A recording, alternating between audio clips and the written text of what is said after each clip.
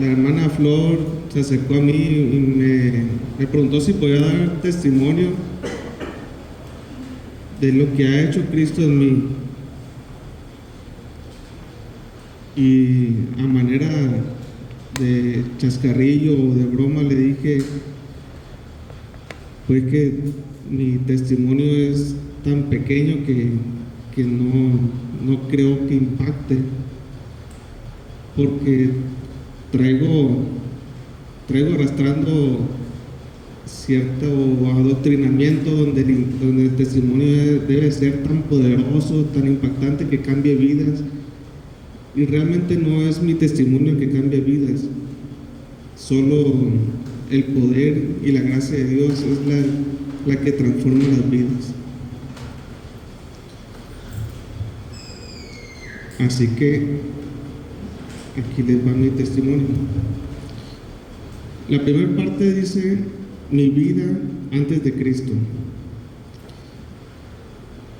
La puedo escribir, como dice en Efesios 2, 3, hablando de la manera de vivir, dice del 2 al 3, en los cuales anduviste en otro tiempo, hablando de los delitos y pecados, siguiendo la corriente de este mundo, conforme al príncipe de la potestad del aire, el espíritu que ahora opera en los hijos de desobediencia, entre los cuales también todos nosotros vivimos en otro tiempo en los deseos de la carne, haciendo la voluntad de la carne y de los pensamientos, y éramos por naturaleza hijos de ira, lo mismo que los demás.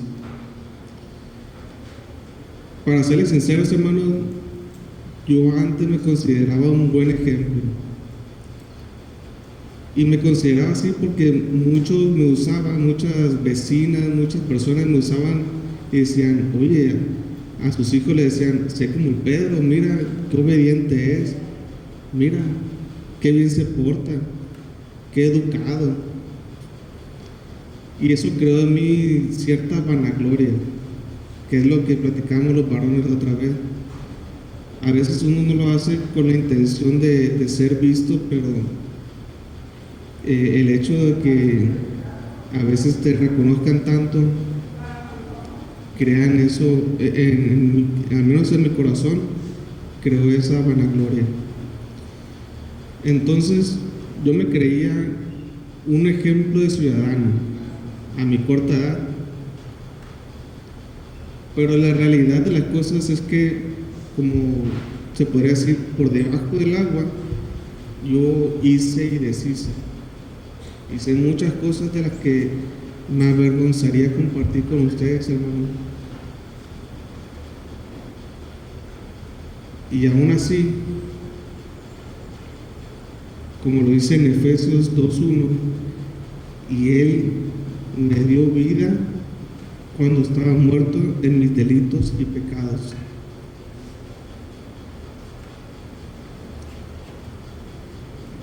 Por experiencia propia sé que no hay persona en este mundo que no ocupe a Cristo, que no necesite ser transformado, porque el exterior es fácil de usarse para engañar.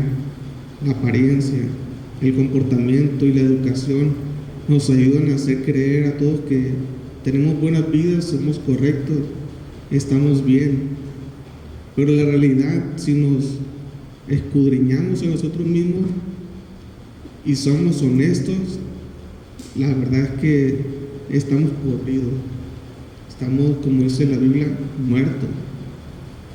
Muertos en lo que hemos hecho, muertos en lo que hemos dicho, hasta pensado. Aún así, Cristo llega y mi encuentro con Jesús ocurrió cuando yo tenía 16 años.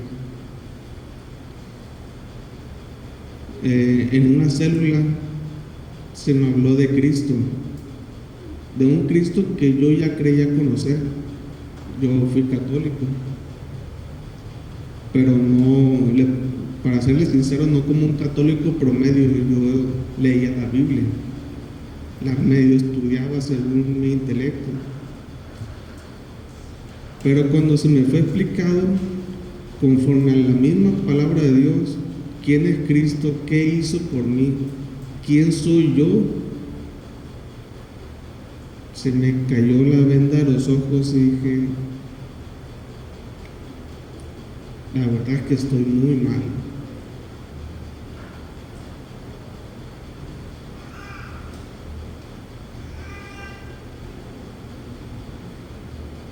Cuando se me predicó de Jesús, yo lo acepté. Lo acepté sin titubear. Tal vez por la cultura mexicana que ya enseña de la existencia de Dios. Fue más un descubrir de una verdad que desconocía, pero que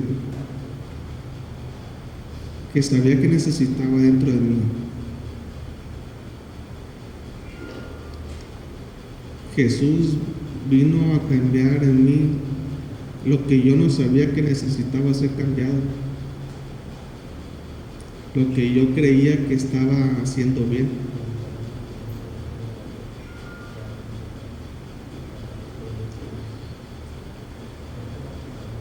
Mi vida en Cristo se resume en un pico de fe, en una subida exponencial y después una caída abrupta, porque a la iglesia en la que existía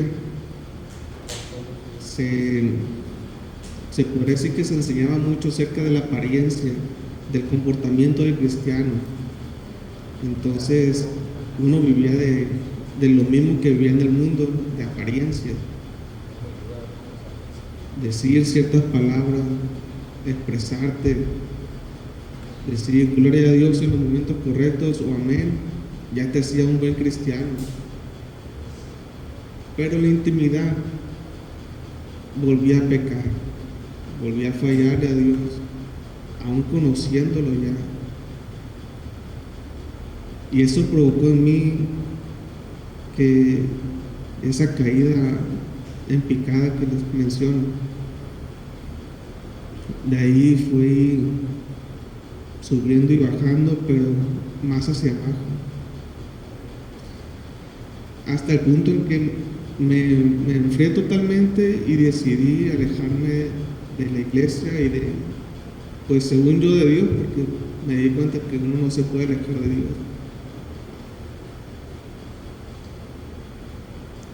Con todo y mi mal comportamiento, pude notar que Dios seguía buscando como esa oveja que se descarrió, que ya estaba en el redil y se descarría.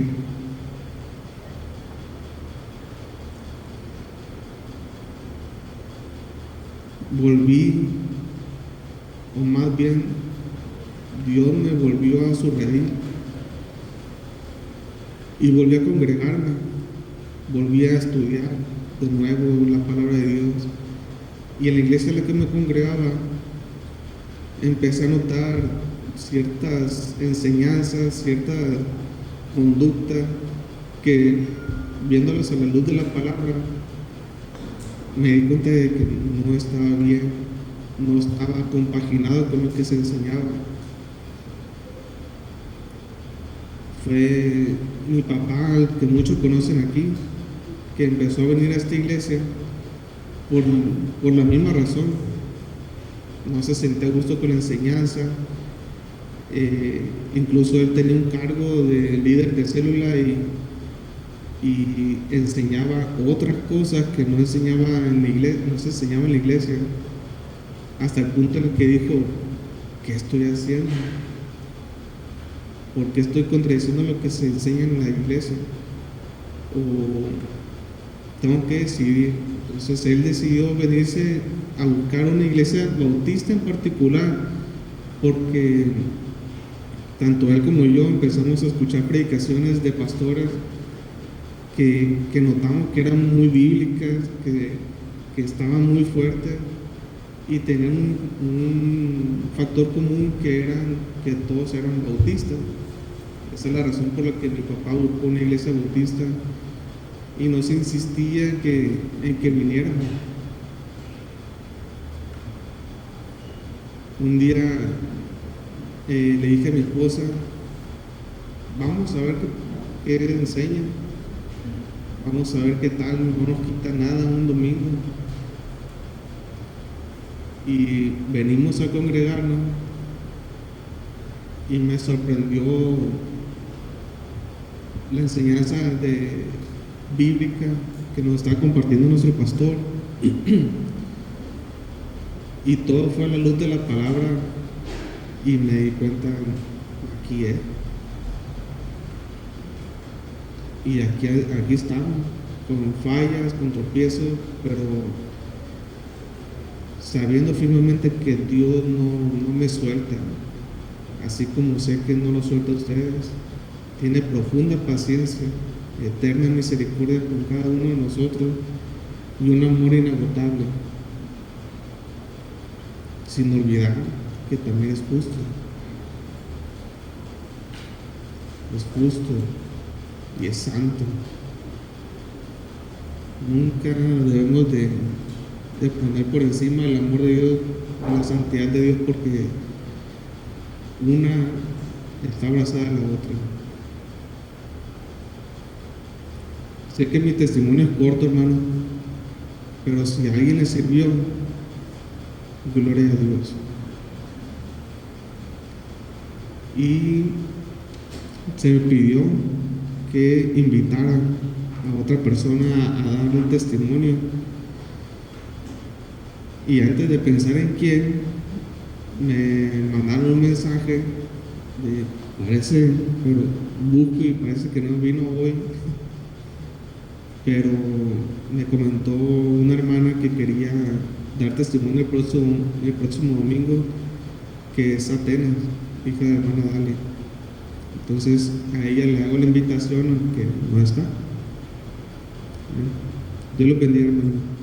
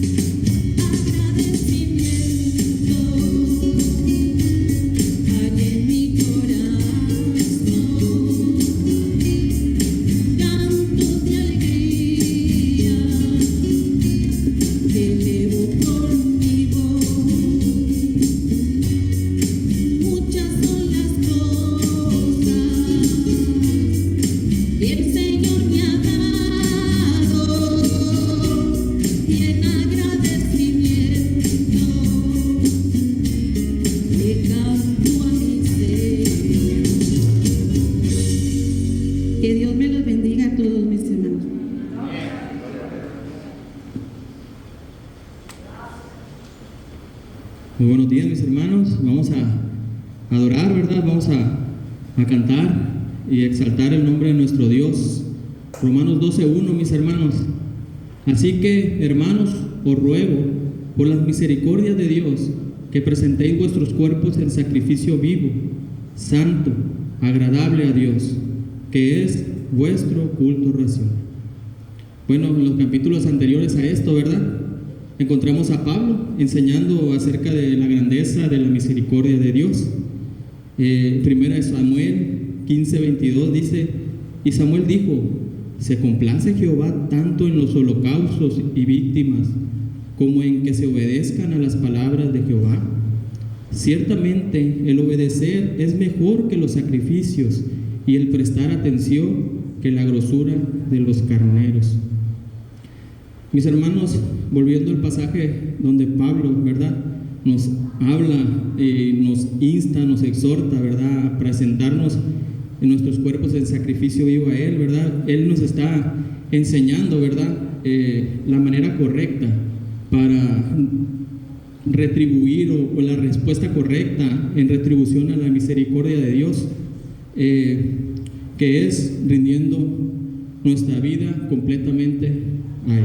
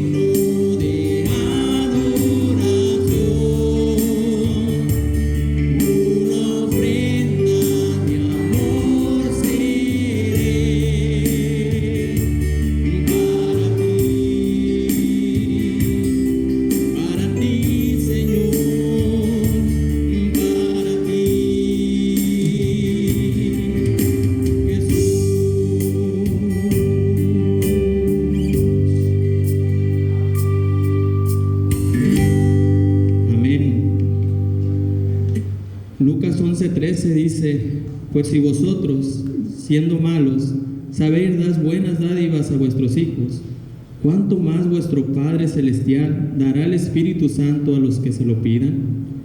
Y bueno, aquí Jesús está enseñando, ¿verdad?, sobre perseverar en oración. Y nos dice que el Padre desea dar de su Santo Espíritu a quienes lo buscan con sinceridad. Esta llenura del Espíritu, mis hermanos, es una promesa para los creyentes. Y pues el Espíritu Santo, ¿verdad?, permanece con nosotros y en nosotros. No estamos solos, tenemos en nosotros ayuda y guía para crecer, mis hermanos. Roguemos al Santo Espíritu de Dios que nos purifique, nos limpie, nos renueve nuestra fe y nos restaure por completo.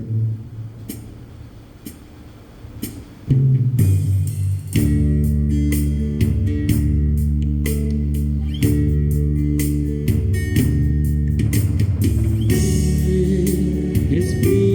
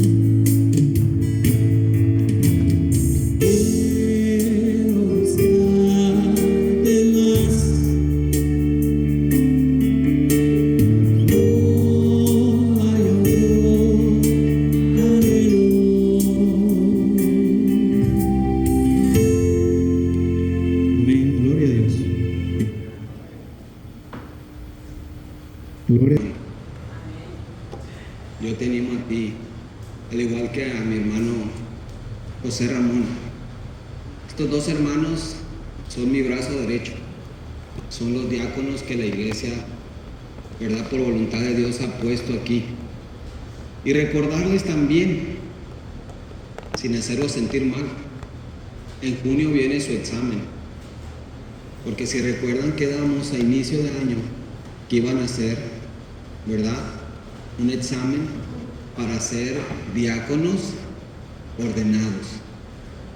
Y los varones estudiamos durante varios meses, más de 100 preguntas, ¿verdad?, que nos compartieron que se hacen cuando un diácono es ordenado. Entonces, quiero recordarles que estamos terminando el 5.º mes, que es junio. El 6.º mes, la mitad del año, es junio. Y en junio es donde, si recuerdan bien, dijimos que ustedes iban a ser examinados. Entonces, mis hermanos, oren por Julio, oren por mi hermano José Ramón, y quizás también por otro varón que quisiera ser ordenado, ¿verdad?, ser examinado por un grupo de pastores, para si están preparados teológicamente en doctrinas bíblicas, ¿verdad?, y ser diáconos ordenados. ¿Te acordabas de eso, Julio?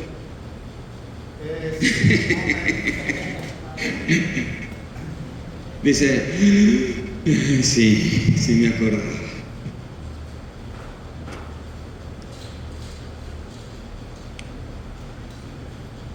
Hace poco tiempo estuvimos ahí en el Renacimiento, y en estos días que pasaba por ahí, por la calle esa, porque paso mucho por esa calle, volteaba al Renacimiento y decía: Señor, ¿cuándo me vas a volver a traer? ¿Cuándo me vas a volver a llevar? Y fue ayer. Y tenía un mensaje que titulé Un sermón para tiempos difíciles. Es el mismo sermón que iba a decir hoy en la tarde. Un sermón para tiempos difíciles basados en el Salmo 121. Y decía ya ayer en la funeraria, ¿verdad?, uno de mis salmos preferidos, el Salmo del Viajero, Salmo 121. Les digo esto como introducción porque el mensaje habla de estar firmes y de estar listos. Los hijos de Dios, las hijas de Dios, siempre debemos de estar listos. Siempre debemos estar preparados. Nada nos debe de mover, ninguna circunstancia. Por más difícil que sea lo que está pasando fuera de nosotros, el Señor está con sus hijos. Dice el Salmo 121, el Señor es tu guardador. Y lo dice 3 veces. 3 veces dice que Dios va a estar cuidándote, guardándote.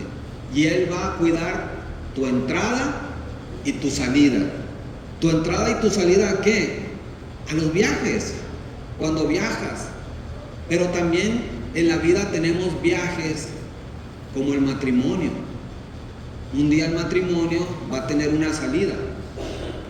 Ya sea que una persona del matrimonio decida cortar todo o decida el Señor llevarla a su presencia y venga la viudez. Y debes de estar preparado. ¿Cómo responderías a algo así? ¿Cómo responderías, y lo vieron con la entereza de nuestra hermana Lulú, al cantar una alabanza que se llamó ¿cómo? Qué triste estoy, ¿cómo se llamó? Ay, mi cáncer, ¿cómo se llamó la alabanza? Agradecimiento. Eso es estar listo y preparado. Que cuando te dicen es cáncer, des gracias a Dios por todo lo que te ha dado, y con la esperanza de que si Él quiere, todavía pueden venir más cosas, que era lo que la hermana nos compartía. Eso es estar preparado. Estar preparado es que te digan, tú vas a hablar en el funeral de tu padre, tú vas a hablar en el funeral de tu madre, y tengas la paz de Dios para compartir. Y la hermana Sofía, una hermana de la Cuarta Iglesia Bautista, se levantó y ella fue la que dijo las palabras del legado que su padre les dio a ellos. Hermosísimo. Y luego me cuestioné, el día que yo muera, si le piden a Mario que diga algo de mí, ¿qué va a decir? O si le dicen a Leonor, Leonor, ¿puedes decir unas palabras de Guillermo? Yo creo que tú fuiste quien mejor lo conoció. ¿Qué palabras va a decir? O cualquiera de la iglesia. Ustedes tendrían la interés de pasar al frente ahí con mi pequeño cuerpo, ¿verdad? Como el de Saqueo, chiquito, una cajita chiquita, pasar al frente y decir, yo quiero decir algo de Guillermo, reprobó a mi nieta. ¿Qué diría? Me regañó delante de todos, era bien voluble, cuando tenía que ser serio decía payasadas. ¿Qué vas a decir de mí, Daniel?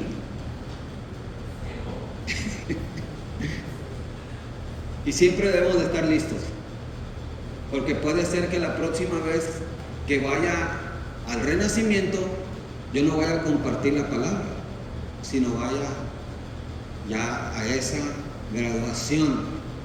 Dice el Salmo 121 al final, los últimos 2 versos: el Señor protegerá tu entrada y tu salida desde ahora y para siempre. Y eso significa que la vida, querido Daniel, es un viaje, y un día este viaje se va a acabar, y bendito Dios, ¿sabe quién nos va a recibir del otro lado?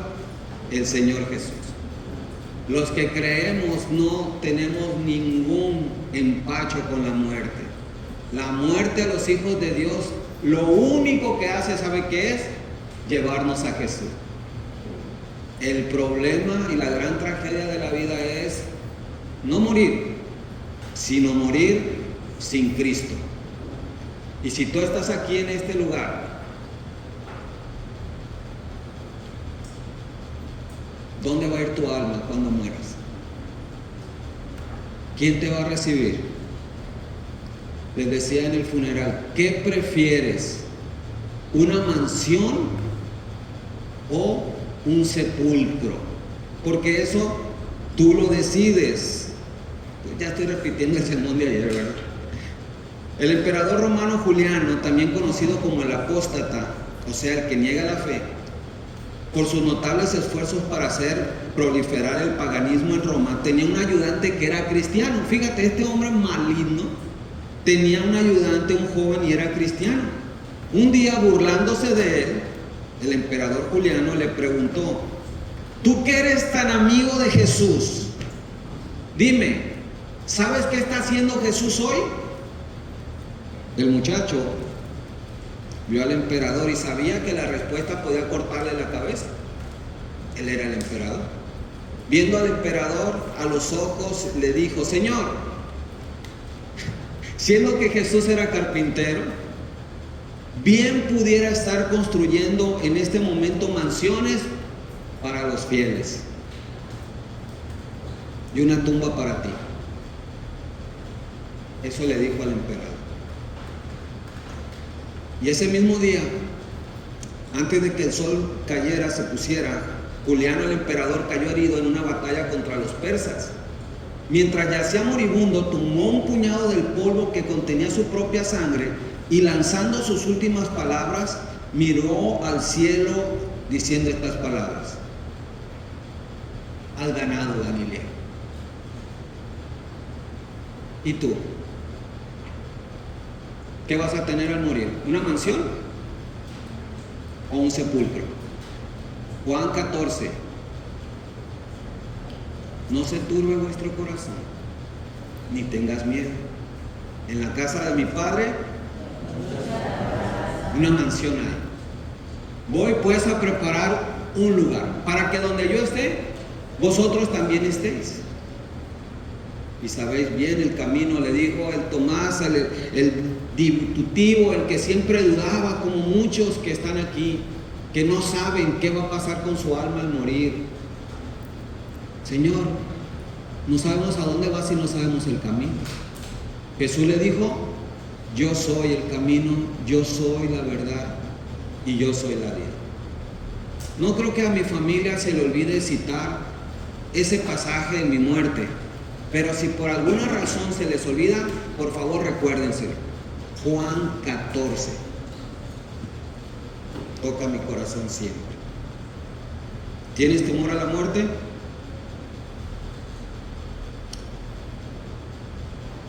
Abra su Biblia, por favor, hermanos. Efesios capítulo 6.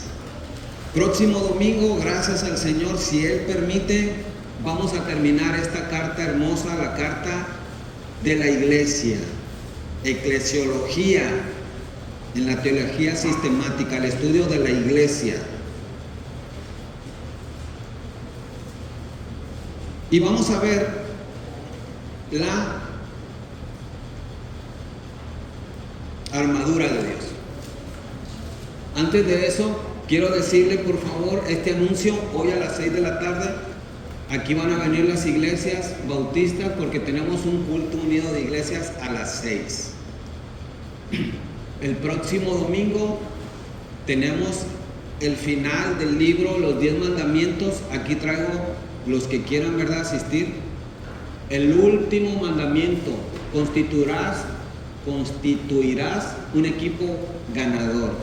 Y con eso terminamos el libro y el último mensaje de matrimonios, ¿verdad?, de este libro, próximo domingo.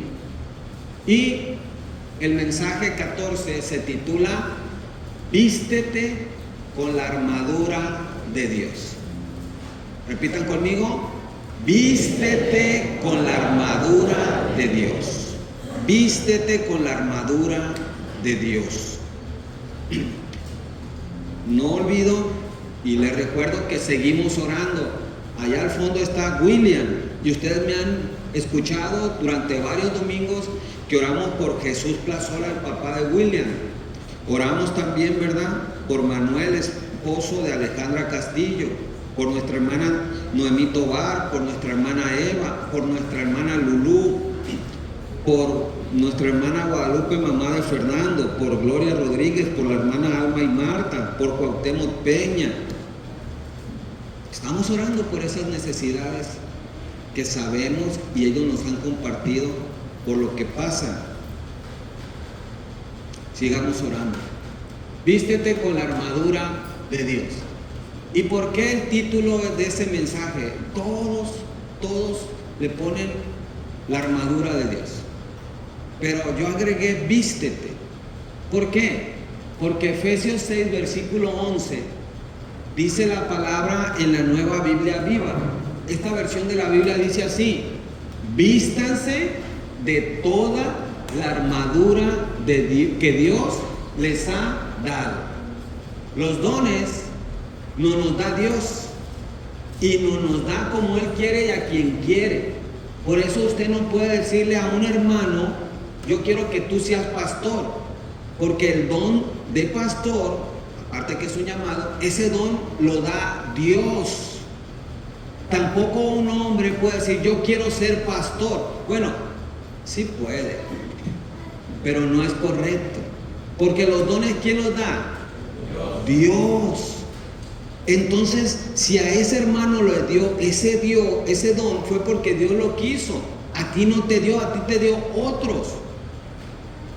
Así igual, la armadura la da Dios, y es todo un equipo para la batalla, para la lucha espiritual. Fíjese el propósito de la armadura. Dice después, ¿me ayudan? Para que puedan hacer frente a los engaños, engaños, ¿cómo? Astutos del diablo. El diablo siempre va a trabajar con nuestra mente. ¿Dónde trabaja el diablo? En nuestra mente. Nos va a decir mentiras, mentiras y mentiras. Y a veces el diablo va a mandar a alguien a que nos diga una mentira. Es que no vale la pena como hijo de Dios. Es que eres una vergüenza. Y eso se mete en la mente y queda como pan. ¿Alguien se acuerda del pan? ¿Qué es el pan? Pensamiento automático negativo. Y toda la vida se va a clavar ahí. Porque lo malo pareciera que tiene más poder que lo bueno. Me pueden decir 20 cosas buenas, pero si me dicen una cosa mala, con esa me quedo. Voy a hablar 30 minutos y puedo decir 50,000 cosas buenas, pero si digo un error, con ese te quedas. Así es el ser humano con el pan. Y el diablo es nuestro enemigo. La iglesia como un soldado es la última semejanza que hace Pablo, el apóstol de la iglesia, en la carta a los Efesios. Y vimos el domingo pasado las relaciones del soldado, los versículos del 1 al 9.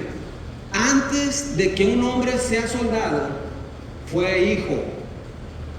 ¿Estamos de acuerdo? Antes que un soldado fuera soldado, fue niño. Antes que un pastor fuera pastor, fue un niño. La importancia de trabajar con los niños, la importancia de amar a los niños, la importancia de estar siempre cerca del corazón de los niños. ¿Por qué? Porque lo que pongamos en el corazón de un niño, cuando sea adulto, vamos a cosechar. Entonces, un buen soldado, cuando fue niño, fue bien instruido. Un mal soldado, cuando fue niño, fue mal enseñado. Hoy vamos a ver el número 2 y número 3 hablando de soldados. Vamos a ver el enemigo del soldado, versos 10 al 12. Y vamos a ver la protección del soldado. Obviamente la protección del soldado es la armadura de Dios. Próximo domingo terminamos este libro con el ejemplo del soldado y la bendición de un soldado. Cabe mencionar, otra vez repitiendo lo mismo, ¿verdad?, que la parte práctica que estamos viendo afecta la vida en la iglesia, la vida personal y la vida familiar. La vida familiar, desde el capítulo 5 y todo el capítulo 6, Efesios nos dice cómo va a afectar a la familia. Hermanos, levanten la mano, ¿quién es cristiano? Ok, gracias. Voy a preguntarle a la familia si tú eres cristiano. Porque la familia va a decir, no es cristiano, es cristianoide. Va a la iglesia, se remojó ahí, tiene un cargo, tiene un título, pero no es. Hace como pato. ¿Cómo es el pato, David? Camina como pato, nada como pato, pero no es pato. No es pato. ¿Qué es? Pues rinoceronte, no sé qué es, pero no es pato. El monje, dice, el hábito hace al monje. No es cierto. Si usted se pone en el estacionamiento de Burger King, ¿se va a hacer hamburguesa? Vaya a probar. Quédese ahí en el estacionamiento. No se va a hacer hamburguesa. El hecho de que usted venga a la iglesia no lo hace cristiano. ¿Qué lo hace cristiano? El cambio profundo del evangelio en tu vida. Porque el evangelio cambia a la persona. Y el jueves vamos a empezar un libro que se llama Cambios Profundos los Varones. E invito a todos los varones, si quieres cambiar tu vida, probablemente sea la última oportunidad de cambio. Cambios profundos. Entonces, mis hermanos, vimos en el trabajo de la familia y el cambio esto: la esposa y el esposo. ¿Qué hace la esposa? Se somete. ¿Qué hace el esposo? Ama a la esposa. Luego pasamos de padres a hijos, semana pasada. ¿Qué hace el padre? amonesta e instruye, o sea, enseña al hijo. ¿Qué hace el hijo? Obedece y honra al padre. Y vimos la última parte, el trabajador y el patrón, porque ya no estamos viviendo monarquías, estamos en los tiempos de Pablo, había siervos y amos, pero hoy es trabajador y patrón. ¿Qué debe hacer el siervo, el trabajador? Servir al amo. ¿Qué debe ser el patrón? Debe tratar al siervo como si fuera Jesús. Ahora, eso, al final del mensaje del domingo pasado, se me acercó el Daniel y me dice: hermano, ¿se acuerda el libro fulano? Dice el libro fulano, ¿te acuerdas que me dijiste? Que esa palabra que usted mencionó, ¿cuál palabra? ¿Alguien se acuerda de la palabra? No, ¿verdad? ¿Mande? No, hermano, esa palabra es en griego someterse, no es hipotasio. Era la palabra equilibrio. Debe haber equilibrio. Un matrimonio que tiene equilibrio es porque el esposo ama a la esposa y la esposa se somete. Si el esposo nada más ama o si la esposa nada más manda, ¿qué hay en ese matrimonio? Desequilibrio y broncas y guerra y lucha. ¿Vamos de acuerdo? Pero si hay equilibrio, ¿qué va a haber en ese matrimonio? Armonía. La palabra clave que me dijo el hermano. Ahora, vámonos con los padres y los hijos.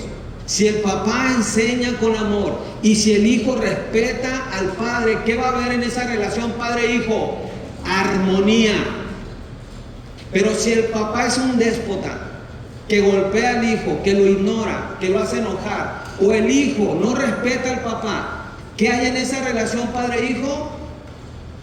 Lucha, guerra.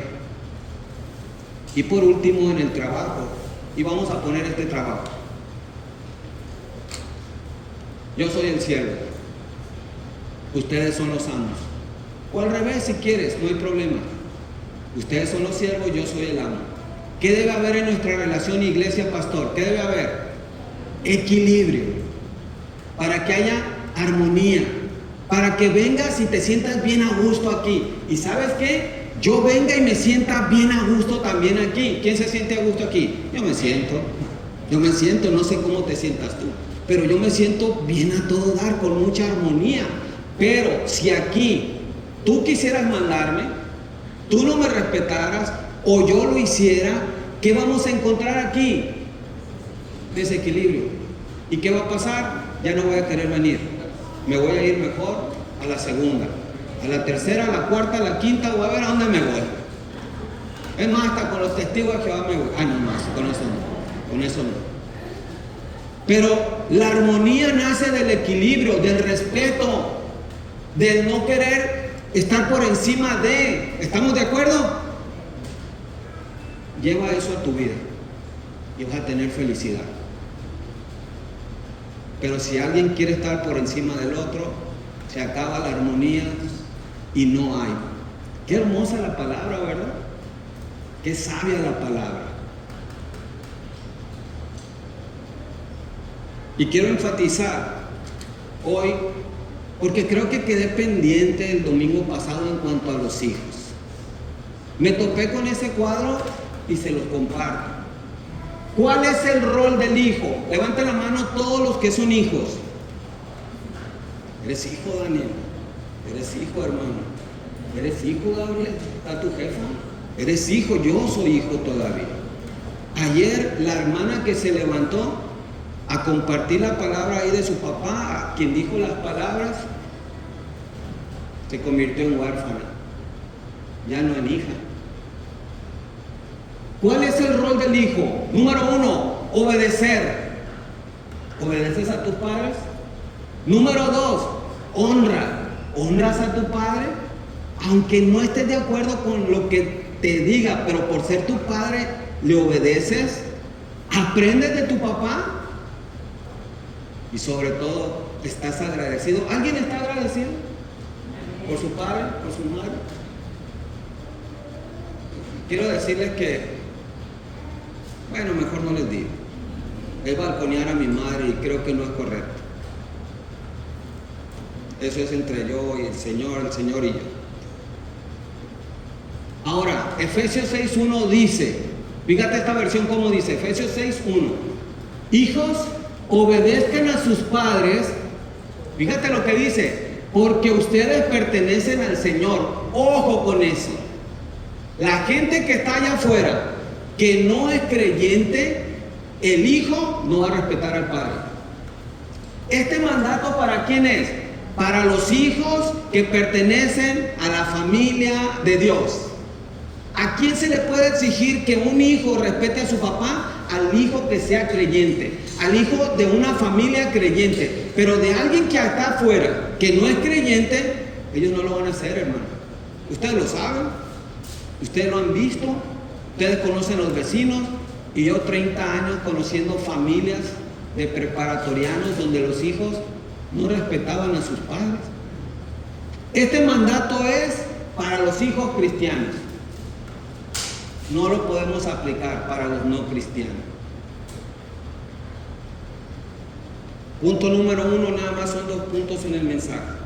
Punto número 1, nuestro enemigo, ¿cómo se llama? El diablo. El diablo. Efesios 6:12. ¿Lo puede leer? Efesios 6:12. Léalo, por favor. Porque no tenemos lucha contra sangre y carne, sino contra principados, contra potestades, contra los gobernadores de las tinieblas de este siglo, contra huestes espirituales de maldad en las regiones celestes. Nuestro enemigo no es nuestro patrón. No es el doctor, Carmen. Carmen, no es el doctor tu enemigo. Es que el doctor sabe que vengo a la iglesia y me dice, no es el doctor, es Satanás. El enemigo no es la suegra, o el suegro, o la nuera. A ver, hermanas, levanten la mano, ¿quién ama a su nuera o a su nuero? Ay, ¿a poco, hermana? ¿En serio, hermana? La hermana Alma luego la levantó. Ok. Pero a veces no se llevan bien. A veces, ¿verdad? Y está escrito, voy a levantar nuera y suegra y todo eso. Y una lucha. Y la odio cada vez que veo a la vieja. Escucha bien. No es tu enemiga la vieja. Es el diablo. Para que entiendan mejor la palabra que acaba de leer en Reina Valera los hermanos. Dice esta versión, Nueva Biblia Viva. Hermana Brenda, lea, hermana, no se me duerma. Dice, porque nuestra lucha no es contra seres humanos. La Reina Valera dice carne y sangre, son seres humanos. Sino contra los poderes, contra las autoridades, contra los gobernantes de este mundo. Quien gobierna este mundo y está en tinieblas, contra ellos no es la lucha. Ellos son usados, ellos son títeres de Satanás. Y tú caes en el juego y los odias, pero no es contra ellos. O sea, que luchamos, ayúdenme, contra los espíritus malignos que actúan. Dale, la lucha no solamente es aquí en la tierra, también es allá. Hay un pasaje ahí en Daniel, que Daniel, ¿verdad?, oró y el ángel quería ir a ayudar a Daniel, pero hubo un estorbo de los malignos allá arriba y esperaron. No es que Dios haya dicho no a la oración de Daniel, es que hay una lucha, entiende bien. Y algunos cristianos, hermano, después de hacerse cristianos, se la pasan tan a gusto. ¿Cuál don? ¿Qué es don? ¿Cuáles dones? Responsable, no, a mí no me gusta ser responsable de nada. Mejor no sé, digo que no sé qué dones. O confundo dones naturales con los dones del Espíritu. ¿Para qué? Para no hacer nada y pasármela de pechito. ¿Y hay lucha? No hay lucha. Hay pereza. Pero eso sí, empiezas a servir, empiezas a levantarte de la banca, empiezas a hacer algo para Dios y agárrate, porque la lucha va a estar encarnizada. ¿Y sabes quiénes van a ser los primeros que te metan el pie? En tu casa, en la iglesia. Oye, pero ¿cómo? Así trabaja el maligno. ¿Alguien lo ha entendido eso? ¿Alguien lo ve eso? No haces nada y te la pasas bien a todo dar. Empiezas a hacer cosas para Dios y te llenas de problemas. Todo el mundo se enoja contigo. ¿Y por qué está enojado? No es él, es el maligno que quiere que te desanimes, que quiere meterte cosas en la cabeza para que vuelvas a estar bien a todo dar. Bueno, lo que leímos fue su ejército. Vamos a describir su ejército.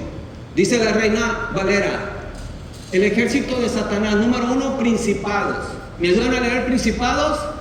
Esta es una posible referencia a los generales de Satanás que supervisan naciones enteras. Dentro de la categoría de malignos, de ángeles malos, hay generales. Pero generales para hacer lo malo, ¿verdad? Un ejemplo les compartía Daniel 10, puede leer en su casa, capítulo 10 del libro de Daniel. Segundo ejército, potestades, lean por favor. Puede estar hablando de sus agentes secretos que se posesionan de seres humanos. Los demonios, para hacer su trabajo, necesitan un cuerpo. Referencia Joyner Santísimo. Nos compartió a los varones que su pastor le dijo eso.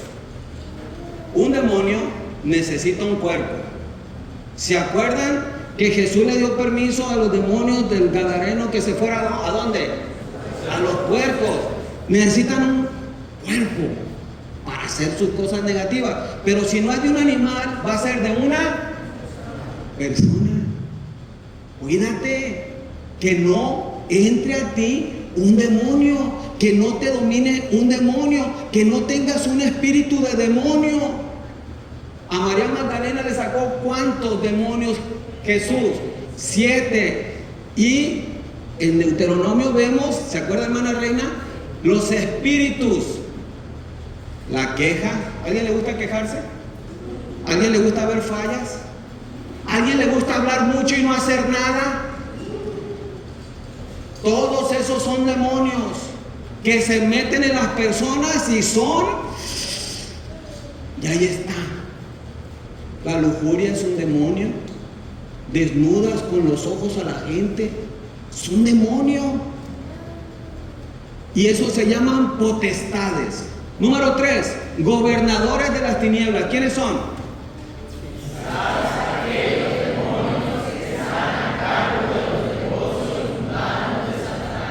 Y todo el mundo dice que Donald Trump es un demonio.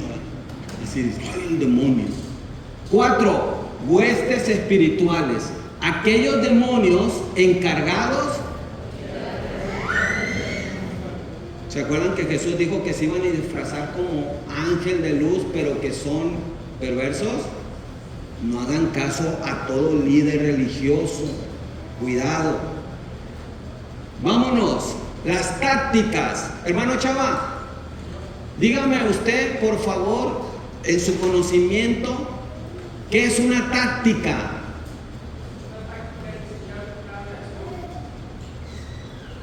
En la guerra, ¿verdad? Se designa un plan de acción a seguir. Es táctica. Me encanta un poema que se llama Táctica y Estrategias. Búsquenlo. Está bien bonito. Mario, el poeta, Mario. No, pues no les gusta la poesía. No lo digo. Las tácticas. Hay 2 tácticas aquí. Número 1, las acechanzas del diablo. Acechanzas es la palabra en griego metodeia. Y se refiere, fíjese a qué se refiere esta táctica: a engaños. Otra vez, engaños, mentiras, mentiras, mentiras que van a hablar de ti, mentiras que van a hablar de la familia, mentiras que van a hablar de la iglesia. Y tremendo. ¿Has vivido eso?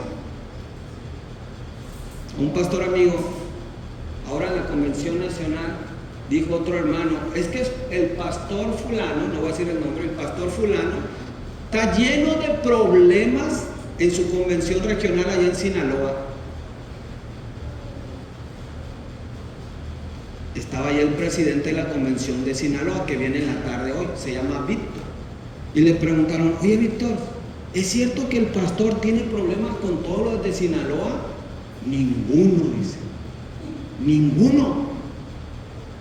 Es tanta la metodella que a ese pastor y a su iglesia no pertenece a Sinaloa y está en Los Mochis. ¿Sabe a qué pertenece? A Puerto Vallarta. Porque el enemigo usó una estrategia, la estrategia de la mentira.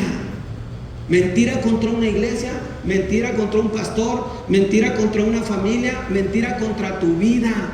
Es una estrategia, mentir. Y la gente lo cree. Entonces agarran a este mitotero y le dicen: oye, ¿cómo puedes probar lo que estás diciendo del pastor? No, es que a mí me dijeron. ¿Has escuchado eso? ¿Has escuchado hermanos decir: es que a mí me dijeron que la hermana Brenda, es que a mí me dijeron que el hermano Guillermo, es que yo escuché? Hermano, eso se llama chisme. Por favor, dile al que tiene cerca: no le digas nada. No le digas nada. Número 2. Dardos de fuego del maligno. Efesios 6:16. Se refiere a flechas que le echaban combustible y le prendían fuego. ¿Para qué? Para que al llegar la flecha, no solamente era el piquete de la flecha, sino que era, te quemaba, te abría la piel. Dice, prendidas con fuego antes de dispararlas. Y en Pedro habla de esas flechas. Vamos a dejar a Satanás porque ya nos quedan menos de 10 minutos. Punto número 2 para irnos. Nuestro equipo, la armadura. Y eso lo va a ver el versículo 11 y los versículos 13 al 17. Nos vamos rápido. Número 1. Se menciona el primer elemento de la armadura. Y el primer elemento de la armadura, mis hermanos, es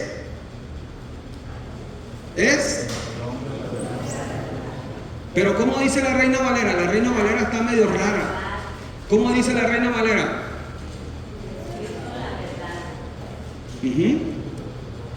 Dice la Reina Valera: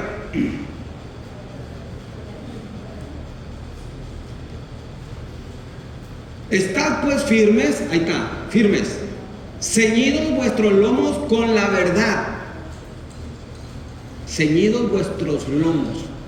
En otras versiones dice cintos. ¿Y qué hace el cinto de la verdad? Protege la voluntad. Porque ya vimos que la estrategia de Satanás, que la táctica de Satanás son las mentiras. Por eso usted y yo no tenemos que decir mentiras, porque nos hacemos aliado del príncipe del mal. Él es mentiroso desde el inicio, dice Jesús, y es padre de toda mentira. No debemos decir mentiras. Solo los creyentes tienen la verdad de Dios, y esta verdad se va a poner ¿en dónde? En el cinto. Y en este cinto, ¿sí?, va a tener la función de sostener todos los elementos de la armadura. Es decir, nosotros vamos a estar vestidos con la verdad. Vamos a ser personas íntegras, que no digamos mentiras. Si mueres hoy, tu hijo va a decir: mi papá nunca decía mentiras, mi mamá nunca lo oí decir mentiras. O tu hijo, o alguien de la iglesia, o tu esposo va a decir: era bien mentiroso, era un Pinocho. Decía que iba a ir y no iba. Número 2, la coraza de justicia. ¿Ya lo vio? Coraza. Lea el versículo, por favor.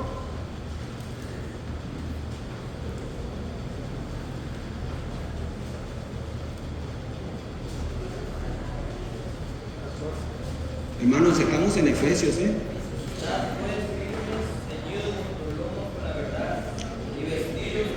La segunda parte, así es. Y vestidos con la coraza de justicia.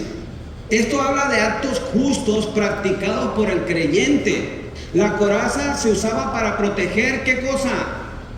El corazón del soldado. Para eso era la coraza. Aquellos actos injustos que tú y yo cometemos nos roban esta protección. Si nosotros somos injustos, nuestro corazón está lleno de colesterol y nos ponen a merced de Satanás. Santiago 4:8. ¿Sabe qué dice Santiago 4:8? Acercaos a Dios y Él se acercará a vosotros. Pecadores, limpiad las manos, y vosotros los de doble ánimo, purificad vuestros corazones. Con eso vamos a terminar. Personas de doble ánimo. Vámonos al tercer elemento. El tercer elemento es el calzado, con el apresto del Evangelio de la paz. El soldado romano usaba sandalias que iban sujetas por tiras del cuero al pie y al tobillo. ¿Sabe qué tenían en la suela estos zapatos? Tenían clavos para agarrarse bien al terreno. Esto le daba a él un asiento firme en tiempo de lucha, porque si no le ponía eso, el otro lo aventaba y pues reculaba, y el clavo lo clavaba y lo permanecía firme. Ahora sí, dígale al que tienes a un lado, debes de estar firme, firme. Cuando te ataquen, firme, firme, que nada te mueva, que nada te haga dudar. Esto da seguridad y confianza, y esto viene de conocer la verdad de la doctrina del Evangelio. La seguridad de estar firme nos da la doctrina de conocer el Evangelio. Primera de Pedro y Efesios 4:14. Dice Primera de Pedro 3:15. Santificad a Dios en vuestros corazones y estad siempre preparados para presentar defensa con mansedumbre y reverencia a todo el que os demande razón de la esperanza que hay en vosotros.